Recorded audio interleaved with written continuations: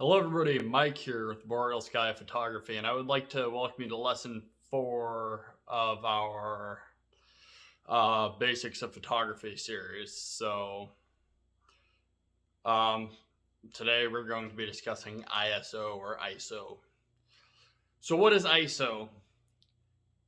ISO is a factor which determines effectively how much of the light that your sensor receives is translated into an image.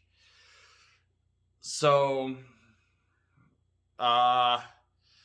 it is the trickiest part of the exposure triangle to grasp, simply because that varies camera to camera. So any camera I'm using will handle the same ISO differently.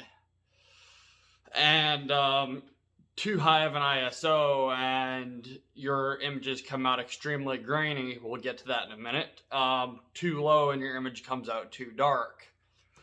So what I always tell people is to use the lowest ISO possible to get the proper brightness for their aperture and shutter speed. And unfortunately, because every camera is different, the only way to actually learn that is to learn your camera. So, anyways, what does that mean? Because ISO is an essential part of photography, and it's one of the 3 pillars or the 3 sides of the exposure triangle. Well, say you have to have an extraordinarily fast shutter speed and a narrow aperture, and your image is coming out dark, then you're going to increase your ISO. And I recommend, if you can, shooting at a couple of different ISOs so that you can pick the sharpest image out of those.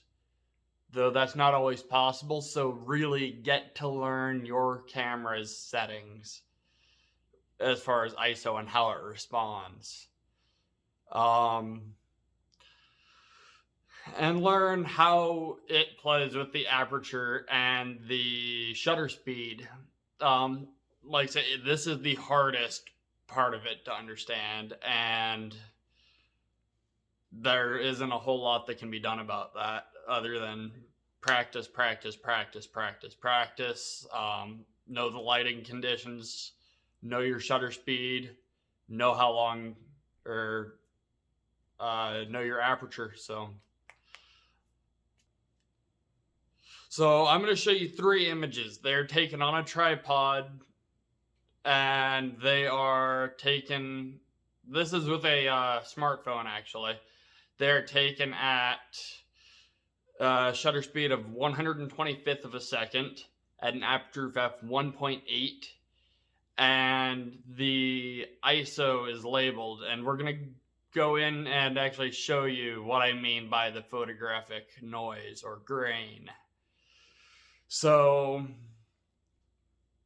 here, this is the 125th of a second, f1.8, ISO 100.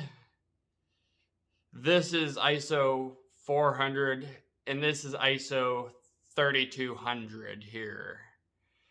So as you can see, the 3200, you can see the image clearly, but there is an incredible amount of noise. So yeah, there is advantages and disadvantages to both. So you just have to play around with ISO. So if you're finding this engaging or educational, or you're benefiting from it, please subscribe and hit the bell so you don't miss any more lessons. And if you really want to support the channel, click the